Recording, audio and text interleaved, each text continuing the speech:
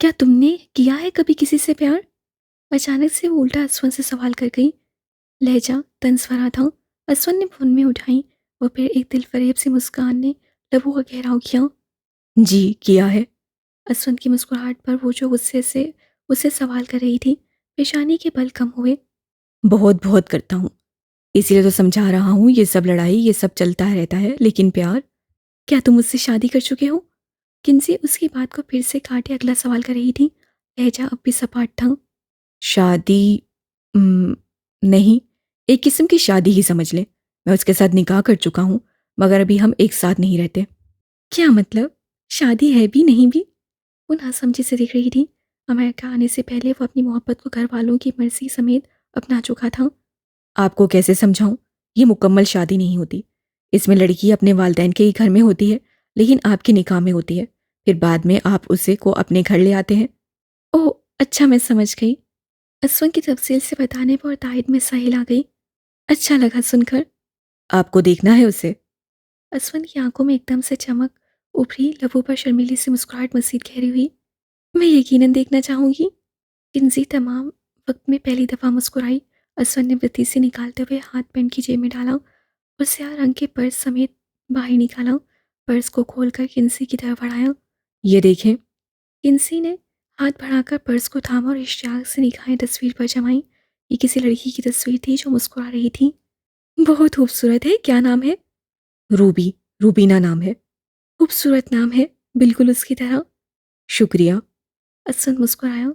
Kinsey ने purse असवन की तरफ बढ़ाया और सताइशी निगाहें उसके चेहरे पर जमाते हुए कहा, तुम भी खूबसूरत हो। असवन ने बेसाख्ता कहका लगाया, फिर कहके समेत बर्चस्सा जवाबी तारीफ की। दरअसल आप बहुत खूबसूरत हैं, इसलिए आपको हर कोई खूबसूरत लगता है। उसकी तारीफ पर वो फीकी मुस्कुराहट लबों पर सजाए सर झुका गई। जिस दिन, पहले दिन आपको देखा, ऐसा लगा कि जिंदगी में पहली दफा कोई परी देखी है। सच में परियां जमीन पर रहती हैं। असवन की अगली तारीफ पर खिलखिलाकर हंसी। सच कह रहा हूँ, नवीन भाई ऐसे ही दीवाने नहीं आपके। अब की बार असवन की बात पर उसकी मुस्कुराहट फिर से गायब हुई। चंद सेकंड की गहरी खामोशी थी। वो दीवाना था, अब नहीं है। चेहरे पर फिर से उदासी फैल गई। कहाँ? मतलब कैसे मिले थे आप दोनों? असवन ने उसके चेहरे पर फैलती उदासी को देखते हुए जल्दी से मौजू बदला। वो खामोश रही, फिर निगाह में खाने की खिड़की से पार सड़क पर जमाई। आज से 4 साल पहले हम दोनों एक ही कैफे में मुलाजमत करते थे। असवन मुस्कुराया। किन्सी ने रुख मोड़कर उसकी तरफ देखा। वो खोई सी लहजे में उससे अपनी पहली मुलाकात का बताते हुए बहुत उदास लग रही थी। वो मुझे पसंद करने लगा और फिर पूरा 1 साल मुझे प्रपोज करता रहा। उस सर को हिलाते हुए उस लम्हे की याद में दिलकश हंसी हंसी। फिर असवन की तजस्सुस पर उससे गहरी सांस ली और मेज पर से कोनियाँ हटाए पीछे हुई। मुझे भी उससे मोहब्बत हो गई। मैं बचपन से अपने बाप के साथ अकेली रहती थी। उन्होंने मुझे बिना माँ के अकेले पाला और मुझसे बहुत मोहब्बत करते थे। जब उन्हें मेरी मोहब्बत का इल्म हुआ, वो बहुत नाराज़ हुए।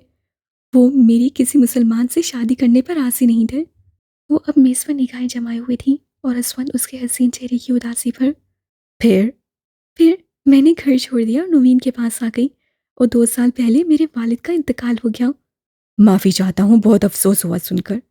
असवन ने नदामत से उसकी आखिरी बात पर अफसोस किया। वो हैरान आंखों समेत मुस्कुरा दी। कोई बात नहीं, मुझे अकेले रहने की आदत हो चुकी है। ऐसे मत कहें। अकेले क्यों? नवीन भाई है ना आपके साथ? नहीं है। वो पिछले 2 साल से मेरे पास होते हुए भी मेरे पास नहीं है। वो बहुत मसरूफ हो गया है। उसके पास मेरे लिए वक्त नहीं है। उसका लहजा दिल की ही था और बिना सोचे समझे वो सारे शिकवे असवन के सामने कर रही थी। फिर एकदम एहसास होने पर खामोश हुई। खामोशी का दौरानिया बढ़ता जा रहा था। असवन चाहता था वो अपने दिल की भड़ास निकाल दे, वो मुकम्मल तौर पर दिल साफ कर ले, लेकिन शायद ये मुमकिन नहीं था। मेरा ख्याल है मुझे चलना चाहिए। कहाँ जाएंगी आप? किन्सी के अचानक सटपटाकर उठने पर असवन भी एकदम से अपनी जगह से उठा। कहीं किसी होटल में रुकूंगी, फिर जहाँ मुलाजमत करती हूँ उनसे रिहाइश के इंतजाम का कहूँगी। कंधे पर अपने पर्स की स्ट्रैप दुरुस्त करती वो फीकी सी मुस्कुराहट समेत बता रही थी। असवर ने नफे में साह हिलाया। नहीं, आप वापस चले मेरे साथ घर। मैं उस घर में नहीं जाऊंगी अब। तुम मामले की संगीनी को नहीं समझते हो, मुझे जाने दो। अच्छा रुके, मैं अपना सामान पैक कर चुका था, मुझे भी निकलना था। मैं अपना सामान अभी ले आता हूँ। अगर आपको बुरा नहीं लगे तो मेरे साथ मेरे फ्लैट चलें। असवन ने पेशकश की तो वो पुरसोच निगाहें झुकाए, कुछ पल की साकिन हुई और फिर आहिस्ते से सरस्वत में हिलाती गोया हुई। ओके। असवन ने उसके मान जाने पर खुशी से सर हिलाया। रिश्ते के लिहाज से वो उसे यूं अकेले भटकने के लिए नहीं छोड़ सकता था। चलें फिर, मैं सामान ले आऊं, वो पुरजोश लहजे में कहता हुआ उसे अपने साथ चलने का कह रहा था। किन से सरस्वत में हिलाया और उसके साथ कदम बढ़ा दिए। बेवरली हिल्स की हसीन रात मुमताज नामी होटल के उस हॉल में हसीन चेहरों और कीमती मलबूसात पहने हॉलीवुड के सितारों को खींच लाई थी। सफ़ेद चमकते मुलायम फर्श और सुनहरी फनूस से सजा ये हॉल किसी और ही दुनिया का मंजर पेश कर रहा था।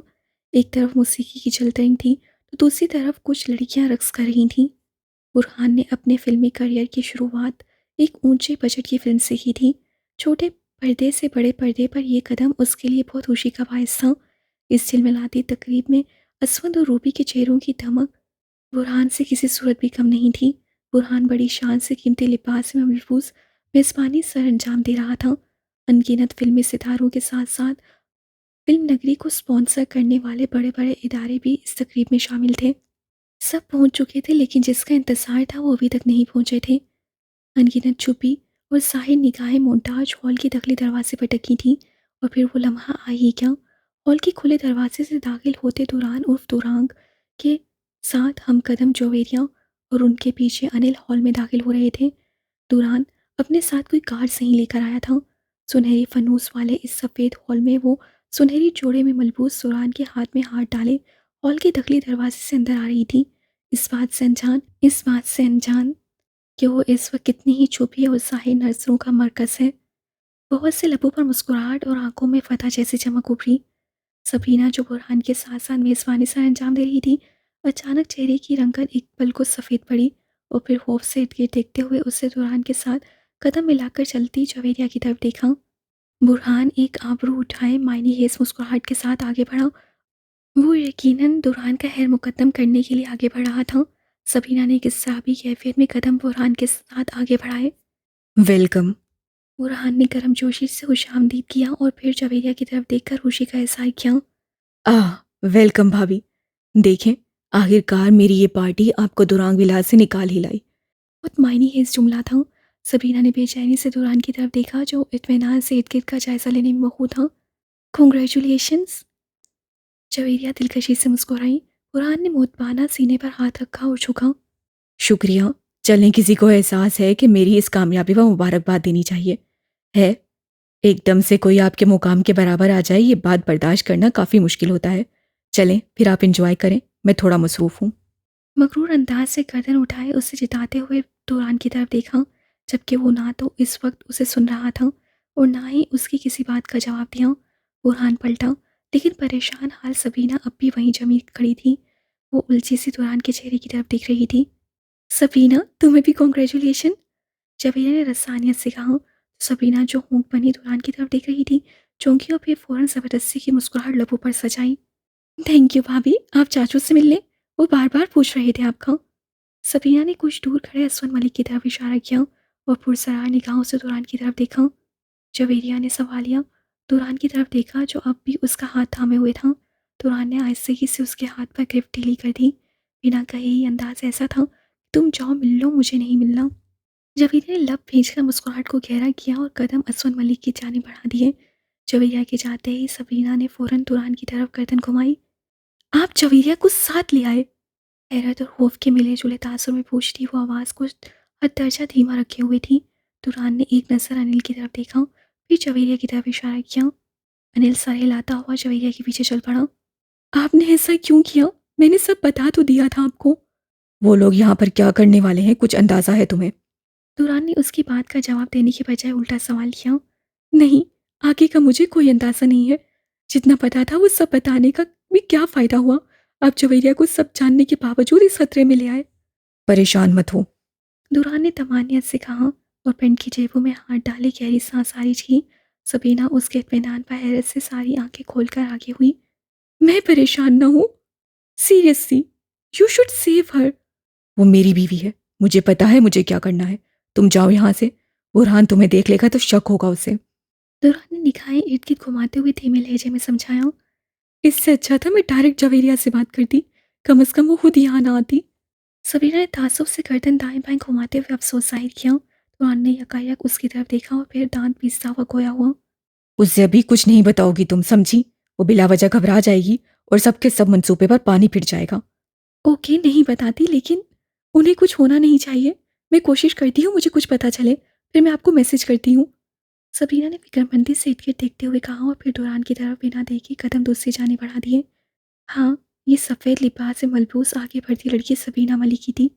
उससे जिस दिन अमेरिका की सरजमीन पर कदम रखा और दुरान विलास के अंदर दाखिल हुई थी, तो उसकी सोच आज के इस रद्द-ए-अमल से बिल्कुल बरअक्स थी।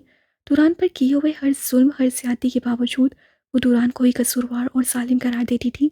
दुरान से नफ़रत और उसकी मोहब्बत, यानी जवेरिया नामी लड़की से वो शदीद नफ़रत करने लगी थी। बुरहान हक पर लगता था, क्योंकि दुरान के दिल को उसी तकलीफ़ से आशना करवाना बनता था, जिस तकलीफ़ से वो गुज़री थी। वो बुरहान के साथ ही थी। जवेरिया को देखा तो नफ़रत में मज़ीद इज़ाफ़ा हुआ। मामूली नक्कूश रखने वाली लड़की दुरान की ज़िंदगी में उस मुकाम पर थी, जहाँ होने के ख्वाब उसने उस वक़्त सजाए थे, जब अभी उसे सही से खुली आँखें देखने वाले ख्वाबों का मतलब तक नहीं पता था। ये सब कुछ उस दिन से पहले तक मनोअन ऐसा ही था। उस दिन जवेरिया की बातों ने उसे झंझोड़ कर रख दिया। सब कुछ बदल गया और फिर वो चाहकर भी उस गुनाह का शरीक नहीं रह सकी और दुरान को बुरहान और हार्वी नामी उस प्रोड्यूसर की सारी हकीकत से आगाह कर दिया। दिल से बोझ खत्म हो गया था, लेकिन ये क्या, दुरान तो जवेरिया को खुद उस खतरे में घसीट लाया था। परेशान सी निगाह दूर खड़ी जवेरिया पर डाली, जो मलिक असवन की किसी बात पर हंस रही थी। वो आम होकर बहुत हंसी। उससे मिलने के बाद, उसको जानने के बाद, कोई भी शख्स उससे मामूली नहीं कह सकता था। उस दिन की मुलाकात ज़हन के पर्दों पर घूम गई। यही ठंडी सुरमाई शाम दुरान विलास के लॉन के हुस्न को दोबाला कर रही थी। सबीना ने जैसे ही लॉन के दखली दरवाजे से आगे कदम रखे, तो कदमों की रफ्तार सामने के मंजर को देखकर सुस्त हुई। अपने महसूस अंदाज में तंग टी शर्ट और जीन्स से मलबूस वो दिलकशी का सामान बनी हुई थी। सामने स्विमिंग पूल के बराबर में लगी सफ़ेद कुर्सियों में से एक कुर्सी पर जवेरिया हल्के गुलाबी रंग की फ्रॉक में मलबूस स्कार्फ को सर पर लिए किताब पढ़ने में मशगूल थी। पुरसुकून चेहरा और हाथ में थामी इस्लामी किताब, हमेशा की तरह वो सबीना के तन बदन में आग लगा गई। सबीना कुछ देर पहले ही सोकर उठी थी और कॉफ़ी का ऑर्डर देने के बाद लॉन में आई थी, तो सामने बैठी जवेरिया को देखकर बदमज़ा सा मुँह बनाया।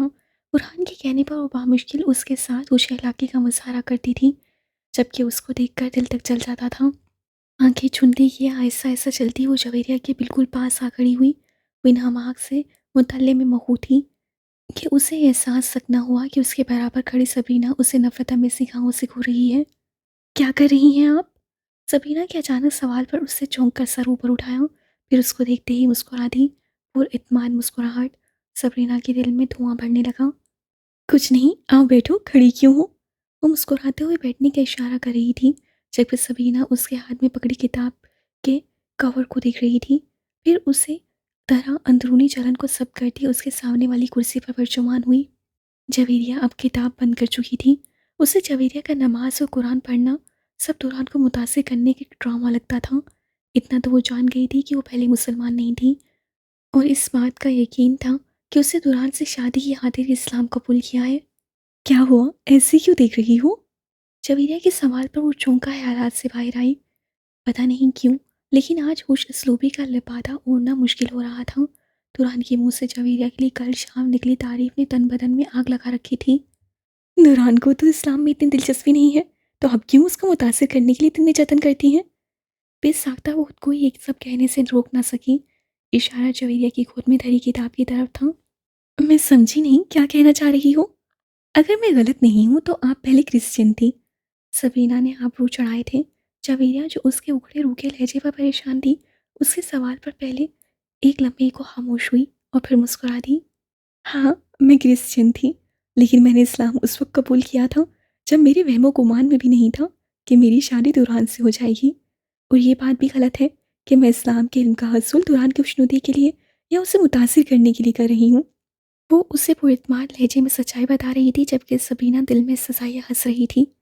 मेरी जुस्तजू, मेरी मेहनत और इस्लाम से मोहब्बत सब मेरे अल्लाह की खुशनुदी के लिए है। ओह! अच्छा लगा ये जानकर कि आप इतनी अच्छी और सच्ची मुस्लिम हैं। लेकिन क्या आपको नहीं इल्म कि दुरान तो खुद को मुस्लिम कहने का रवादार नहीं? जानती हूँ, लेकिन ये सब तो उनकी अल्लाह से वक्ती दूरी है। मुझे यकीन है, एक दिन उनके दिल पर पड़े सारे बोझ और अल्लाह से सारे शिकवे दूर हो जाएंगे। जवेरिया ने इत्मीनान से उसके तल्ख लहजे में पूछे सवाल का जवाब दिया तो पहलू बदल कर रह गई। सबीना आज कुछ नहीं बल्कि बहुत बदली हुई लग रही थी।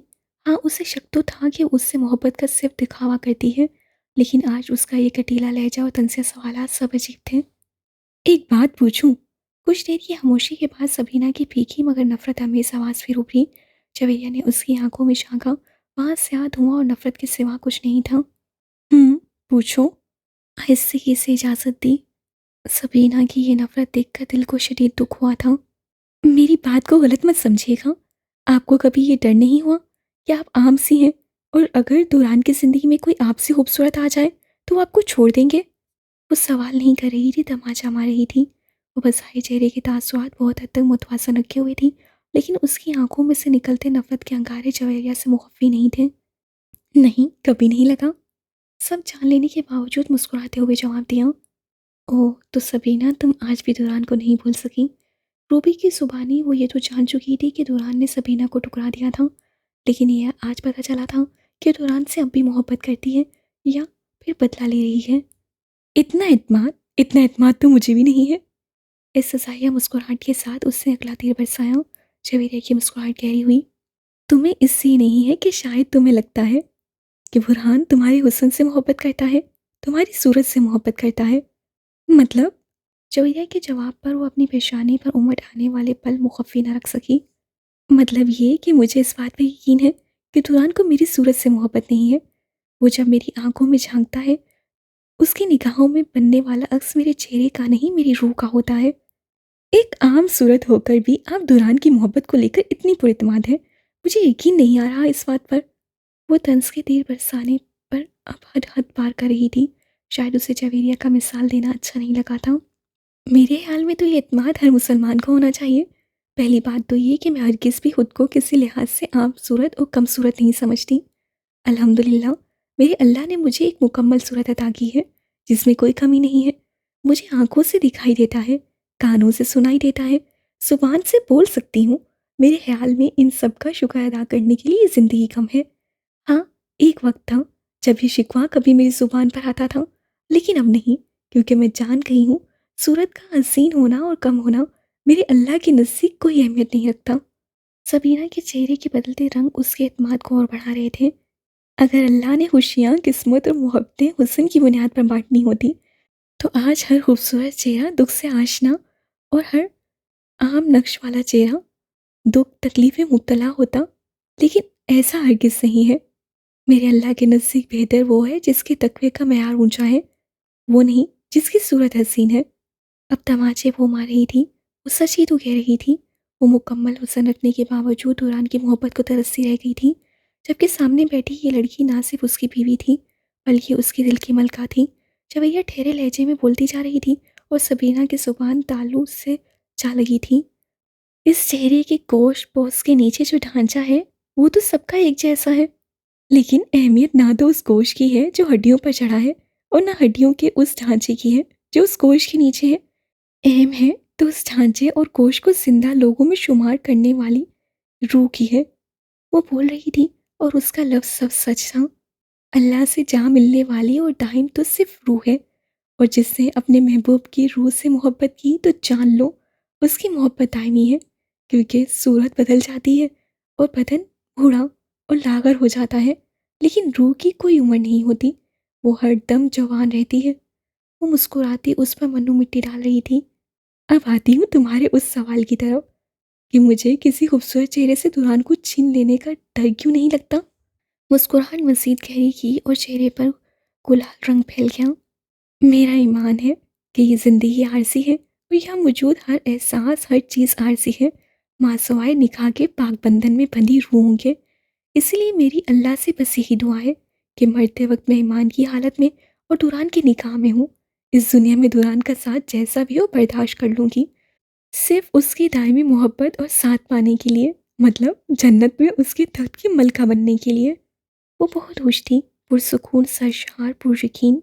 ये वो लम्हा था जब सबीना को लगा वो बहुत बहुत बदसूरत है। वो सामने बैठी लड़की वाकई ही इस दुनिया की हसीन तरीन लड़की है।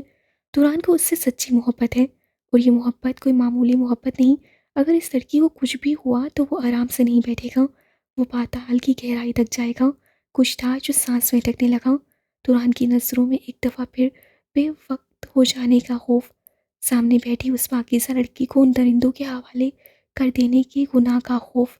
वो एक झटके के साथ अपनी कुर्सी से उठी थी। जब एरिया ने चौंक का चेहरा ऊपर उठाया, वो शायद उसे कुछ ज़्यादा ही खरी खरी सुना गई। फ़ौरन उसे सबरीना के दिल को दुखाने का एहसास हुआ। क्या हुआ? मेरी कोई बात बुरी लगी है क्या? नहीं, तो जो बुरा लगा है वो आपकी बातें नहीं है। वो सरल से जवाब देकर वो पलटी और फिर वहाँ रुकी नहीं थी। लंबे-लंबे ठाक भरती लाउंज के दरवाजे से अंदर गायब हो गई थी। दुरान मलिक से दुरान का सफ़र दरअसल एक कठिन मगर पूरी तरह तयशुदा सफ़र था। वो एएनएफ का बुनियादी तहकीकाती एजेंट बासिल था, जिसको यहाँ पहुँचाना आईएसआई के बाएं हाथ का खेल था। पलक झपकते ही ये 5 साल पड़ लगाकर गुजरे, लेकिन इन 5 सालों में दुरान उर्फ दुरांग यानी बासिल इस फिल्म नगरी में ना सिर्फ मजबूती से अपने कदम जमा चुका था, बल्कि बहुत सी मालूमात एएनएफ एजेंसी तक पहुंचा चुका था। जैसे ही वो एक मामूली स्टंटमैन से एक फिल्मी सितारा बना, उसे सबसे पहले अनिल और फिर असवन मलिक को यहाँ अपने पास बुला लिया था। मलिक हाउस के मकीन जो नवीन की तमाम जायदाद का दुख अब तक नहीं भूले थे और उठते बैठते दुरान को कोसते थे। अब दुरान की इस कामयाबी पर और फिर असवन और रूबी को अपने पास बुलाने पर जहाँ दंग थे, वहाँ खुशी से फूले न समाये। दुरान की देखा देखी रूबी को लगा कि बुरहान भी बाकी सब छोड़ दुरान के असर और रसूख के जरिए इंडस्ट्री में कदम जमा ले, तो क्या पता वो भी दुरान की तरह शोहरत की बुलंदियों पर पहुंच जाए। और इससे बुरहान भी पढ़ाई छोड़ अदाकारी करने लगा, लेकिन वो हॉलीवुड फिल्म नगरी में कदम नहीं जमा सका।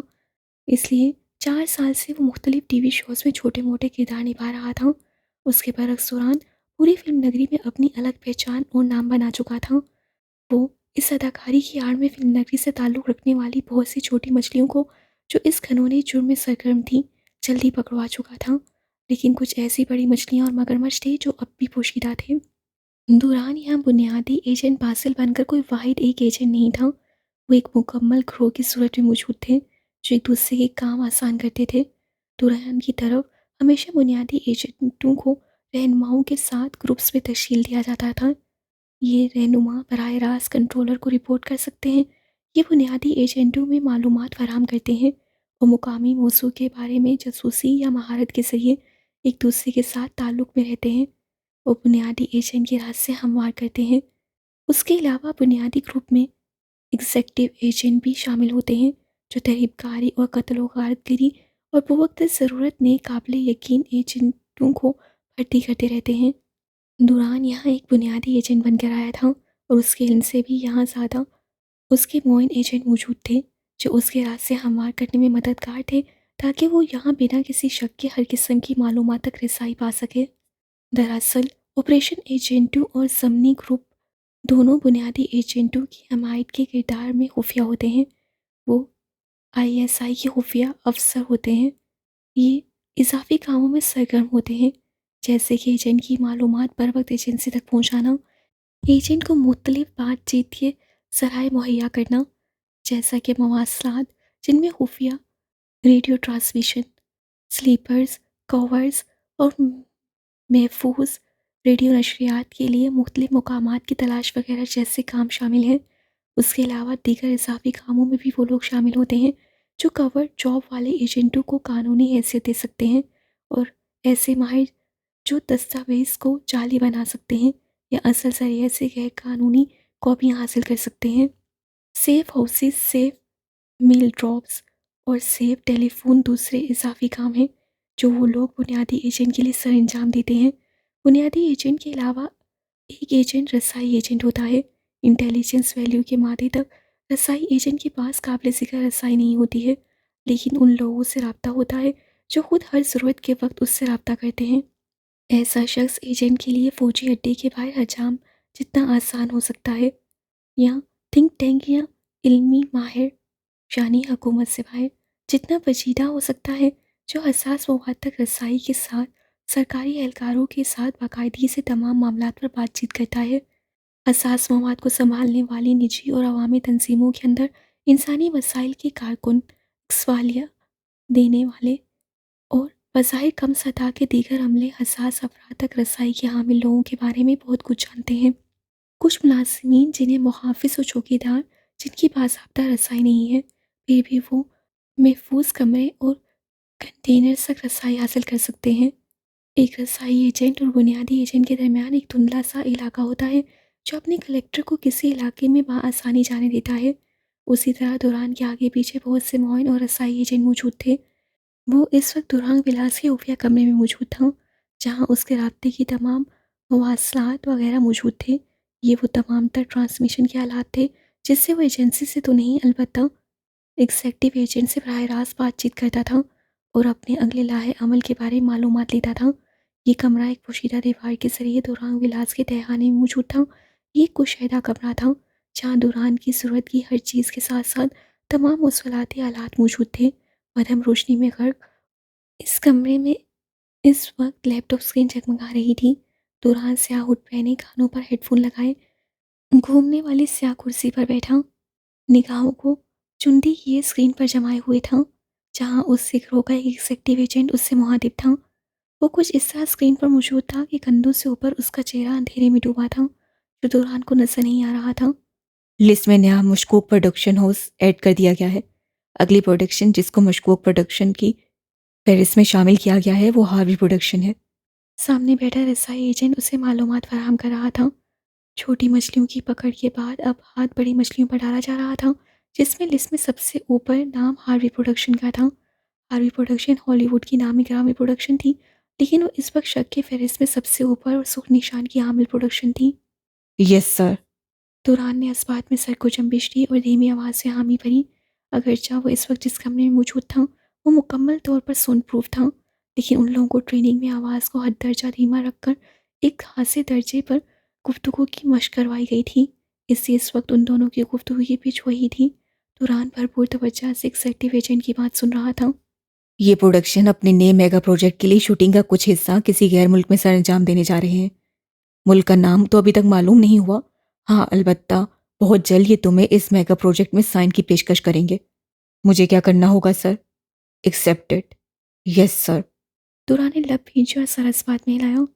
ओके जवान, हमारी मुलाकात अब इस सब मामलात के बाद होगी, लेकिन तुम्हें इस बार पर वक्त राब्ते के लिए एक कोड दिया जा रहा है जिससे तुम मौन एजेंट से किसी भी लम्हे राब्ता कर सकते हो।